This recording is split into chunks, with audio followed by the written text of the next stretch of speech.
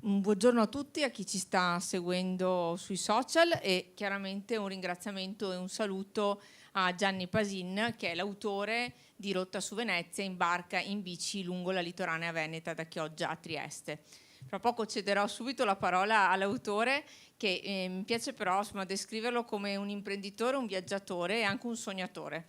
Se uno ha la possibilità di leggere, poi verranno donati alcuni libri per i consiglieri, ma di leggere il libro non è solo una descrizione di quello che è il paesaggio che ci sta sulla rotta su Venezia, non è solo un momento di itinerario turistico, ma è un viaggio vero e proprio che lui riesce a far percorrere per chi legge il libro. È un viaggio che ti inserisce proprio, in qualche modo ti fa entrare all'interno dello stesso paesaggio e che ti spinge anche, da questo punto di vista anche come istituzione, a dire proviamo a fare di più e dove, in termini anche di valorizzazione dei luoghi stessi, in modo coordinato e anche con una visione chiara di quello che è il valore del paesaggio che ci sta sulla rotta su Venezia. Io adesso cederei subito la parola, poi mi permetterò di dire altre due cose, ma all'autore, perché in qualche modo si presenti. È un imprenditore determinato, quindi un classico esempio di imprenditore veneto, di quelli con una visione molto ampia, e anche che in qualche modo ci illustri quelli che sono gli elementi fondamentali di questo libro. E a me ha colpito molto quella che è stata in qualche modo la sua dedica ad Alessandra, che un giorno mi disse: Gianni riscropra i valori della sua terra, il mio regalo a Venezia per i suoi primi 1600 anni. E ripeto, quando uno lo legge i valori li sente profondamente al suo interno e ne capisce anche il valore del libro, ma anche del valore della terra in cui viviamo. Grazie. Allora parto innanzitutto da... Si sente? Parto innanzitutto da questa frase che ho dedicato ad Alessandra. Alessandra è un'amica che in un momento di crisi, quando ho lasciato il lavoro e sono andato in pensione, ho detto: ma adesso cosa faccio? E lei mi ha detto: Gianni, riscopri i valori della tua terra. E così da là è nato questo viaggio, questo percorso che mi ha portato a scrivere questo libro. Tutto inizia da bambino, forse direi che le vie d'acqua, che poi descriverò approfonditamente, per me sono state rappresentate all'inizio da bambino dal Piave, questo fiume sacro che il maestro ci diceva nasceva sul Monte Peralbe e sfociava a Cortellazzo, ma per noi erano mondi sconosciuti. La mia scoperta delle vie d'acqua è iniziata proprio dal Piave. Prendevamo una barca, facciamo 2 chilometri e ci sembrava di essere nella foresta amazzonica. Chi riusciva a attraversare il Piave a nuoto era un eroe. Ecco, lì è nato proprio tutto sul Piave. Però poi, diciamo così, diventato grande, diventato adulto, inserito nel mondo del lavoro, ho sempre amato il mio territorio. Ho cominciato a conoscerlo e a frequentarlo. E quando ricevevo amici o clienti, ho sempre iniziato a portarli in giro. Mi chiedevano di portarli a Venezia e li portavo a Venezia, ma volevo portarli anche a spasso per il territorio. Abbiamo un territorio bellissimo e da sempre ho cominciato a scoprirlo. Quindi andavamo a Lio Maggiore quando ancora non c'erano le ciclabili. Andavamo a Lio Piccolo quando era un borgo sconosciuto, a Sant'Erasmo quando quasi non ci arrivavano i vaporetti, e da lì ho iniziato a scoprire questo territorio. E a un certo punto ho cominciato a scrivere. Perché ho scritto questo libro allora? C'è questo ragazzo diventato grande che amava il suo territorio, a un certo punto si trova a dover andare in pensione, non so cosa fare, un'amica mi dice quella frase e io comincio a scrivere questo libro. E scrivendo questo libro ho scoperto un mondo che conoscevo, ma di cui non avevo capito l'importanza e la valenza. Quindi questo libro è servito innanzitutto a me in prima persona per scoprire un mondo fatto di cosa? Un mondo fatto di, prendiamo Venezia, fatto di tante isole che hanno ognuno un suo carattere, una sua personalità. Andate in un supermercato al Lido, cercate di fare due chiacchiere, ti guardano come il foresto e non entrano in contatto.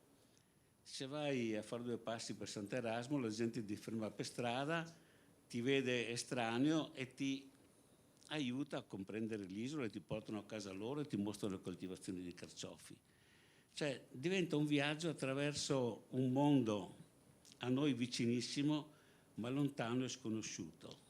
E questa è la bellezza di scoprire questo libro. Quindi nel momento in cui ho iniziato a documentarmi, ad approfondire le conoscenze, perché lo conoscevo benissimo, però ho voluto approfondire certi passaggi, ho scoperto questo mondo. Una delle scoperte di questo mondo, un giorno sono andato a Chioggia,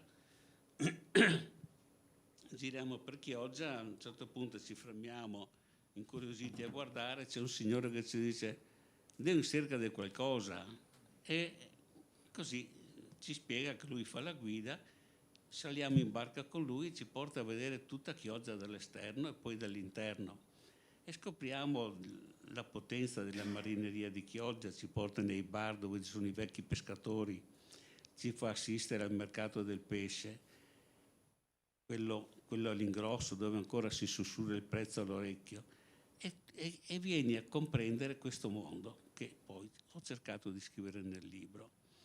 E per documentarvi ulteriormente questo vi racconto la storia, perché a un certo punto si è fatta l'una, il Signore ci dice ma non avete fame? Sì, ma un po' di fame l'abbiamo, allora vi porto a mangiare. E se ne va con la barca, se ne va verso la laguna. Ma Aldo, dov'è che andiamo a mangiare? Ah, vi porto mi. Vi porto nella palude di 7 morti. Ma cos'è questa palude di 7 morti? Non sapeva storia. E così, mentre la barca se ne va lenta e tranquilla, ciuff ciuff in mezzo ai canali e alle bricole, ci racconta di questa storia. Era una sera d'estate, questi 7 pescatori in barca in laguna, a un certo punto viene un grosso temporale e cercano un rifugio, tirano su l'ultima rete. L'ultima rete la sentono pesantissima, convinti e contenti di aver fatto una grande pescata, invece raccolgono un morto e non sanno cosa fare di questo morto, lo mettono a prua, lo legano con delle cassette in modo che stia eretto, insomma non lo buttano per terra per rispetto, e cercano un rifugio in un casotto, quei casoni dove i pescatori di Chioggia e di Pellestrina puliscono le cozze. E si dirigono verso uno con cui c'è una luce, dentro c'è un ragazzino netto che fa da custode e gli dicono dai Boccia, metti su da mangiare, prepara questo, fa quell'altro. Il ragazzino un po' udito prepara la polenta, loro friggono il pesce pescato e quando il bambino fa per sedersi, il ragazzino dico no, ti non te mangi, anzi se ti porta dentro il nostro amico che è Dio a dormire in barca ti diamo da mangiare anche a te. Il bambino esce, cerca di svegliare, ma chiaramente il morto non si risveglia, torna dentro un po' malinconico e dice ma non si sveglia, non so cosa fare. Tutti si mettono a ridere e il ragazzino esce di nuovo per svegliarlo. A questo punto questo signore, questo morto, si alza, prende il bambino per mano e lo accompagna dentro. Alla vista di questo morto, i pescatori prendono una paura da morire, montano in barca e fuggono. Il morto si rituffa in acqua perché era un santo,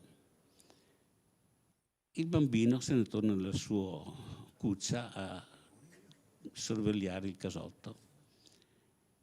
Il giorno dopo hanno trovato 7 morti in laguna, da quel momento si chiama la laguna dei 7 morti e nessuno ha mai capito perché sono morti. Ecco, mentre correvo in barca e Aldo mi raccontava questa storia, eravamo usciti dalle bricole, navigavamo vicino a dei casoni, si ferma davanti a un cason verde E così, quasi svegliandoci, urla: ciao Paolo, ora che ti ho portato due amici qua a mangiare. Scendiamo e ci sediamo là a mangiare in mezzo alla laguna su questa palafitta e mangiamo. E per la prima volta mi hanno spiegato non come cucinano il pesce, ma come si alleva e si cattura. Ecco, questo è un esempio della magia che si può trovare lungo la litoranea veneta, fatta di incontri di persone e di storia. Però la litoranea veneta non è solo questo, è un mondo che si sta abbinando alla bicicletta e che permette di entrare in profondità nel territorio.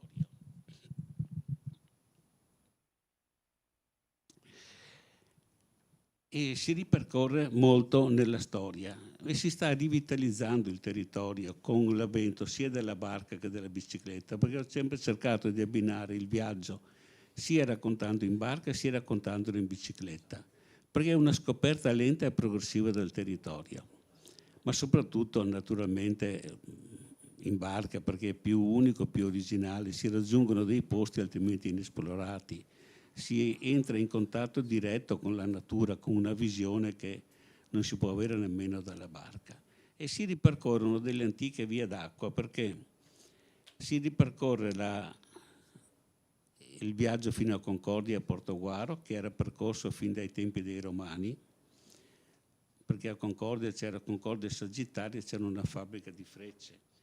Si ripercorre la storia dell'arsenale veneto con tutti i legni con tutto il legname che arrivava dal Cadore. Proprio nel mese di maggio con la fluidazione scendevano tutti i tronchi con il disgelo che poi si fermavano nel porto di Noventa e di conseguenza arrivavano fino all'arsenale. Era una via d'acqua di grandi commerci, perché tutte le merci che arrivavano al mulino Stucchi arrivavano via acqua da tutti i paesi vicini. Da Monselice arrivavano tutte le pietre, lungo il Sile c'era l'oleificio Chiari e Forti, e quindi scrivendo questo libro ho scoperto questo mondo. Ma da questa scoperta poi ho iniziato a presentare questo libro in vari ambienti, e qui è ancora stata una scoperta ancora più grande il presentarlo in vari ambienti, perché mi ha permesso di entrare in contatto con la gente, e trovo i personaggi più strani, cioè dai signori anziani che vogliono ricordare i tempi di una volta delle vie d'acqua. Ho trovato i vecchi, diciamo così, i piloti dei vecchi burci che trasportavano le pietre, i giovani che vogliono scoprire il territorio, quelli che vanno in bicicletta che devono capire come può essere abbinata a bici-barca.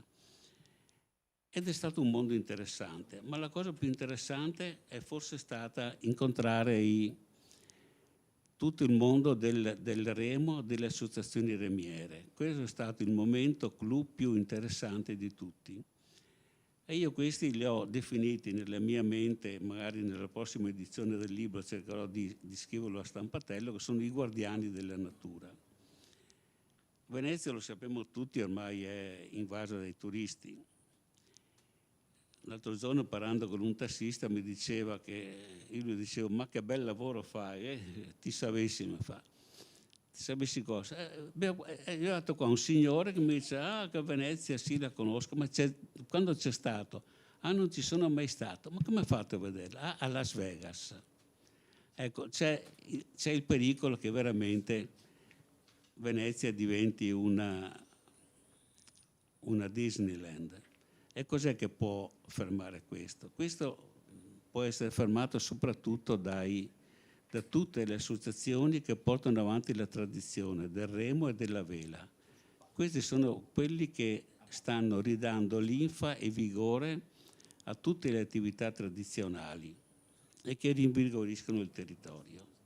Senza di questi probabilmente la laguna comincerebbe a morire, perché se non è vissuta, se non è frequentata, leggermente muore, una casa che non è abitata, che non si aprono mai i balconi, ammuffisce. Ecco, i nostri fiumi hanno bisogno di una nuova frequentazione, e sulle strade di quelli che erano gli antichi percorsi dei trasporti che rinasca il turismo. Molto si sta facendo per questo. Le remiere in primis stanno ridando vitalità, e anche qui oggi, venendo in treno, abbiamo visto diverse persone che andavano a remi. Da parte pubblica stanno rivitalizzando il territorio, costruendo, sia trasformando le vie alzaie in ciclabili, e molto rendendo apribili tutti i ponti e tutte le conche di navigazione, compresa quella di San Donà, che sarà vitalizzata e non sarà più un ostacolo alla navigazione, per cui oggi è possibile da Chioggia arrivare a Punta Sdobba, Monfalcone, senza più nessuna interruzione.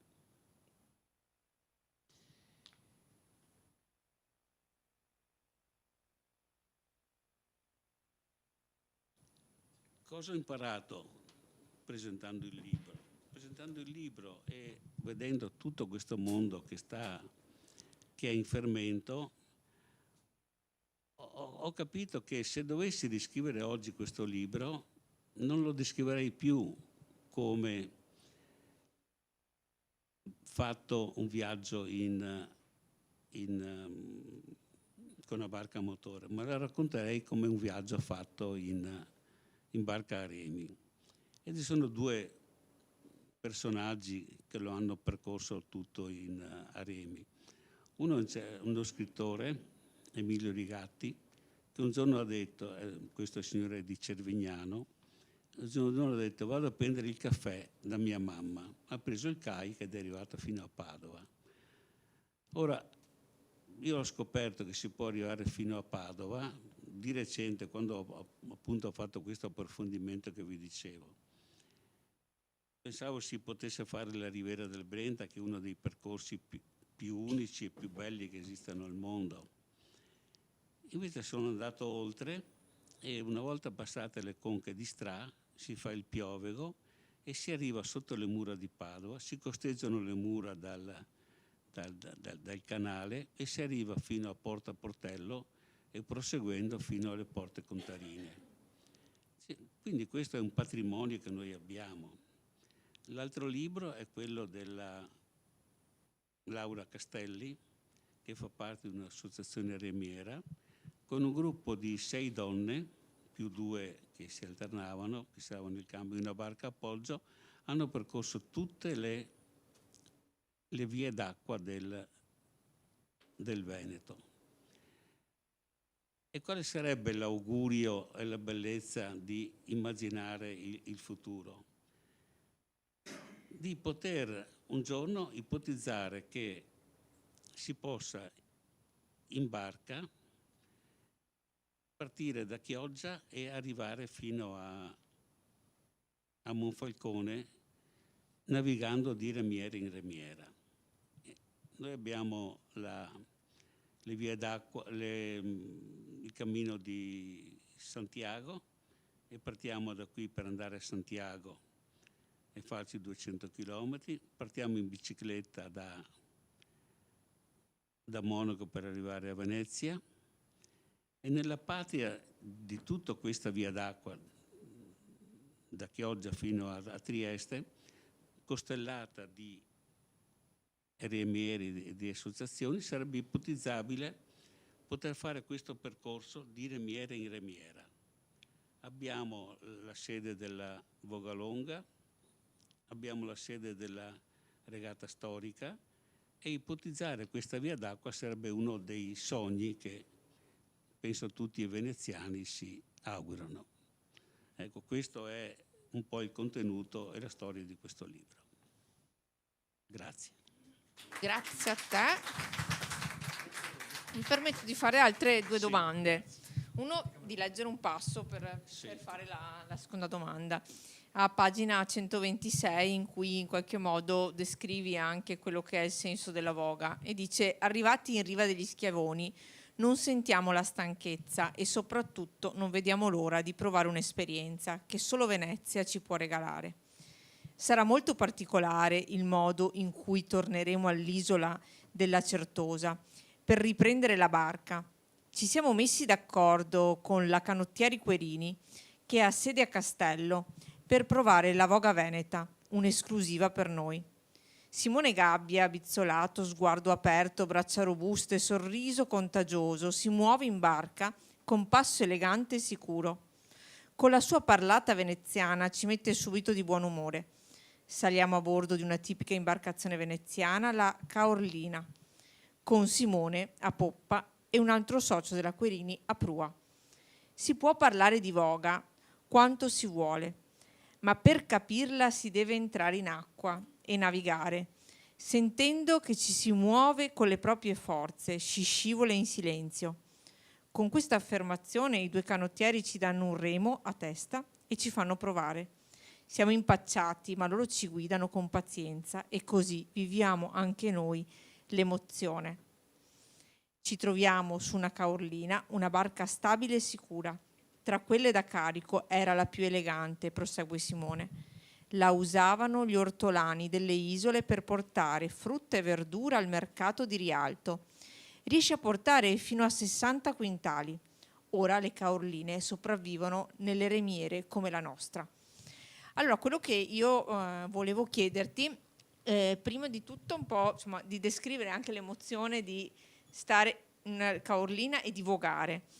E da dove nasce un po' la passione anche tua del viaggio e della barca, e quindi di questo di viaggiare anche in modo lento e un modo che ti permetta di gustare il paesaggio.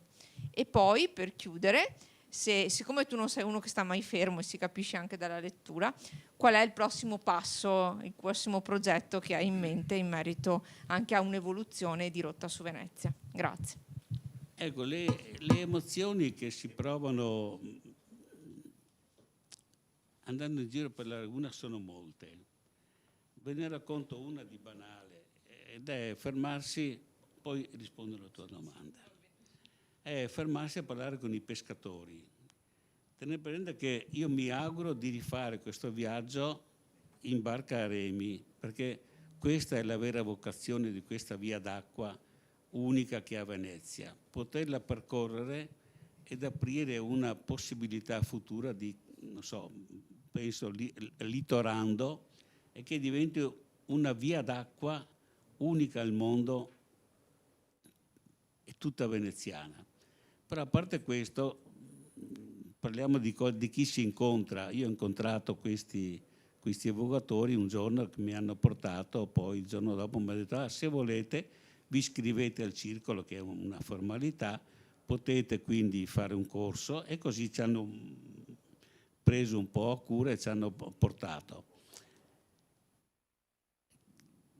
I primi che si incontrano sono i pescatori andando in giro, e i pescatori sono delle figure simpaticissime, perché a parte quelli professionisti che pescano proprio per gara, ma quelli che vedete lungo i canali, lungo le rive, è gente che ha voglia di starsi in un giorno all'aria aperta senza nessuno che li disturba, e sono ben contenti quando li incontri di fare due chiacchiere. Allora ti raccontano e tu scopri il mondo della pesca, perché loro vanno a pesca, non a pesca generica, loro vanno a pesca magari di siegoi, l'altro va a pesca di orata, e ti raccontano come conoscessero il loro cugino le abitudini dell'orata, del branzino.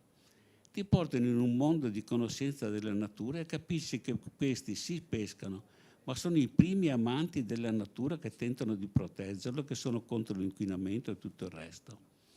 Però vi racconto un episodio di un signore che invece era un po' più scorbutico, ma non me ne ero accorto. Gli chiedo: buongiorno, come va la pesca oggi? Se avevi voglia di parlare, stai a casa con mia moglie, mi ha detto. Ecco, si trovano i personaggi più strani. Ma rispondo alla tua domanda, che è alla voga. La prima esperienza di voga io l'ho fatta proprio qui a Venezia, mentre mentre scrivevo il libro, ho trovato questi vogatori e ci siamo fermati a fare 2 chiacchiere il giorno prima. E ho detto, ma se volete provare venite il giorno dopo. Allora ci siamo fermati il giorno dopo e siamo montati su questa collina. Ecco, l'impressione del vogare è tutta un'altra cosa. Noi tutti abbiamo visto i vogatori, però non abbiamo mai chiesto com'è la voga. E la voga è una cosa unica. Innanzitutto non si fa fatica perché non sono le braccia che spingono, ma è il corpo che asseconda il movimento della barca.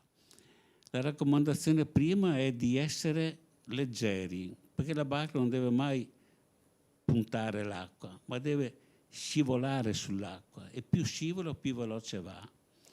Ma non è tanto questo la bellezza è il silenzio che c'è. Io sono sempre stato abituato ad andare a motore, quindi c'è questo rumore sempre di fondo che ti accompagna.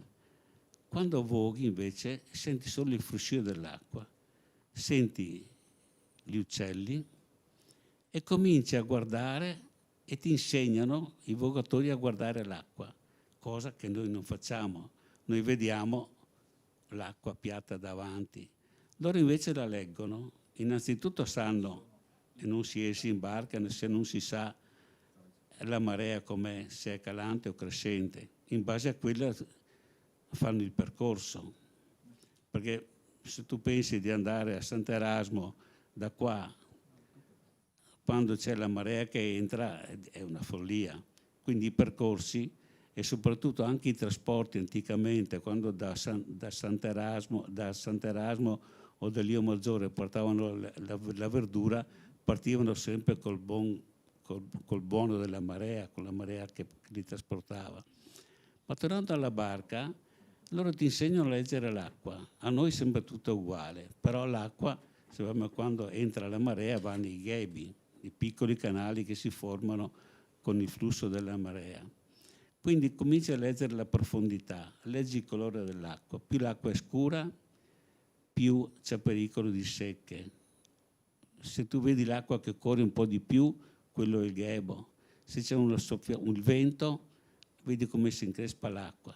Quindi cominci a percepire, a vivere il paesaggio che c'è vicino a te, a comprenderlo, e dall'alto il vogatore indirizza e guarda il percorso avanti. Anche qui una piccola battuta. Una volta ero con il mio amico Libero, sempre in barca a motore noi, eravamo dietro Sant'Erasmo e gli chiedo, ma per andare a Portograndi se può tagliare per la laguna? Sì, pare, ti vedi. C'era tutta acqua piatta davanti, ma lui vedeva, in fondo là ti vedi che a frasca, ti ciappi il ghebo, ti va avanti, quando si la sua frasca ti sposta un po' a sinistra, dopo te vai a strada, te va dritto, ti arriva subito. Naturalmente non siamo andati perché noi vedevamo solo acqua piatta. Ecco, c'è gente che sa leggere e vivere la laguna, e questa è la bellezza. Poi volevo darvi un'altra piccola storia. Un viaggio in laguna, ma non necessariamente in barca, ma anche in barca di più, ma anche in bicicletta, è un viaggio molto intimo. All'inizio, anche quando porto in giro amici, parliamo e raccontiamo, guarda che bello, guarda che bello, guarda che bello. Poi invece si crea una sorta di silenzio, di rispetto verso l'ambiente. Ognuno pensa alle sue cose. Io per esempio mi perdo nel Sile a guardare queste erbe acquatiche che si snodano come capelli al vento e che ti affascinano. E osservo che tutti si perdono a pensare, a sognare, mentre la barca se ne va lenta.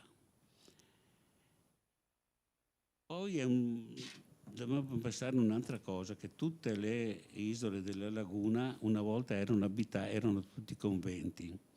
Poi Napoleone li ha chiusi, ne sono sopravvissuti 3 di conventi. Uno è San Lazzaro degli Armeni, che è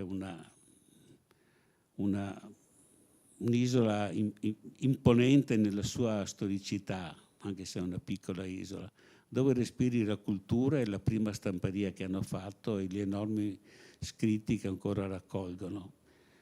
Gli altri due sono più invece monasteri vissuti, San Francesco del Deserto, dove puoi fermarti anche 1 o 2 giorni facendo una richiesta specifica per sognare, per meditare assieme a loro.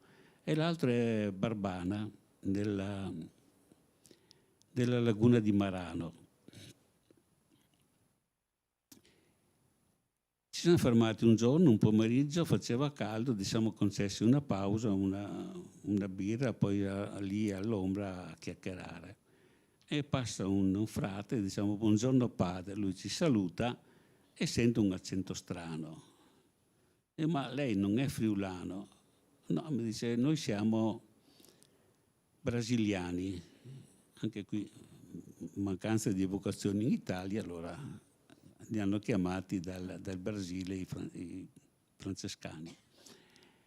E così facciamo 2 chiacchiere sulla fede, sul lavoro, gli si spiega che loro conducono questo monastero, ogni anno c'è una processione che merita di essere vista, io ho visto le foto in luglio, tutte le barche addobbate a festa che fanno il pellegrinaggio del mare, e ci racconta della loro vita e dei personaggi che vanno a visitarli. Ho detto, ma perché c'è anche gente che viene? Sì, parecchia gente chiede di passare 1 o 2 giornate con noi, di unirsi a noi con il nostro lavoro, che è fatto di lavoro e meditazione, e ci racconta la storia di un signore come noi che è andato lì casualmente e che ha deciso di fermarsi e trascorrere una notte. Quindi è arrivato 1 settimana o 2 dopo, è arrivato un pomeriggio tardi, ritirato nella sua cella, ha cenato con loro e ha iniziato la giornata con loro, che inizia alle 5 del mattino con preghiere, meditazione, canti comuni e poi colazione e lavoro sia nei campi che lavoro di attenzione verso i turisti e di nuovo meditazione, riflessione, letture assieme, discussioni. Allora io le ho detto un po' provocatoriamente, gli ho chiesto, ma padre, ha ritrovato la fede questo signore? Lui mi ha guardato e dallo sguardo capite che avevo fatto una domanda un po' indiscreta, un po' osè. E mi ha detto, è molto difficile sapere se ha incontrato la fede, perché nemmeno noi sappiamo quanta fede veramente abbiamo. Di certo comunque ha ritrovato se stesso, perché tuttora ci scrive e ricorda sempre quei momenti. Ecco, la laguna è fatta anche di questi momenti. C'è un mondo che merita di essere vissuto. Volevo allargare il discorso ai fiumi che si possono risalire, sempre con e poi parlerò di quali mezzi, dimmi i tempi, allora con quali mezzi, allora, che fiumi si possono risalire? Non c'è solo la litoranea veneta, che io chiamo litoranea veneto-friulana, che si può percorrere senza mai uscire in mare, ma si può risalire fino a Padova, alla Riviera del Brenta, che è le più belle, il Sile con le sue correnti, con il suo verde, il Piave ripercorrendo la storia del legname che arrivava dal Friuli. Si può arrivare fino in centro a Portoguaro, attraversando Concordia, o si può arrivare fino a Pordenone. Si arriva sullo Stella, si arriva fino a Cervignano, si arriva nel porto di Aquileia. Quindi è un percorso nei commerci e nella storia. Questa è la bellezza delle nostre vie d'acqua. Come si può percorrere? Si può percorrere, prima dicevo motore, ma oggi dico si può percorrere sicuramente con una barca a remi, qualunque essa sia.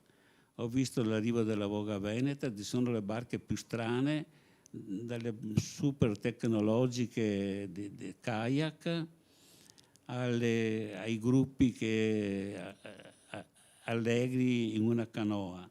Ecco, si può percorrere in tutti i modi, ci si può appoggiare alle remiere. Questo è altra soluzione molto bella, è l'houseboat, che ti permette di navigare come in un camper con la bicicletta al seguito. Bellissimo è alternare barca e bici, e ci sono alcuni passaggi, come dicevo prima, che stanno incrementando questo tipo di viaggio. L'augurio qual è? L'augurio mio è, adesso, oltre al libro che sta per essere revisionato, stiamo creando un sito che raccolga e unisca tutto il percorso della Laguna Veneta. Ora è seguito da tanti comuni, da tanti enti, ma manca questo sito di una personalità vera e propria. Cioè, è conosciuta la via d'acqua spezzettata, ma non c'è una visione unica della Laguna Veneta. Ecco, la prossima cosa che intendo fare è creare questo sito che racconti della bellezza che abbiamo, e l'augurio, un po' sogno, un po' augurio, è di poter proporre, assieme alle autorità pubbliche, qua siamo nella giusta sede, di creare veramente la prima e unica via d'acqua al mondo. Io ho girato il mondo, ho girato tanti corsi d'acqua, ho navigato sia in Olanda che in Francia, però la bellezza e la varietà di personaggi che si incontrano, varietà di ambienti, varietà di isole, noi abbiamo un patrimonio unico, e l'augurio è che ci sia una via d'acqua lagunando che ci porti a remi da Chioggia a Venezia, a Trieste. Grazie. Grazie a te per averci raccontato e fatto vivere, insomma, quello che descrivi, e l'impegno, diciamo, l'auspicio lo colgo come impegno, sperando quindi di rivederci con Lagunando, Okay. vedremo poi, e anche, insomma, di poter vivere magari qualche esperienza insieme di quelle che hai descritto bene all'interno del tuo libro. Grazie. Grazie a te. Un applauso.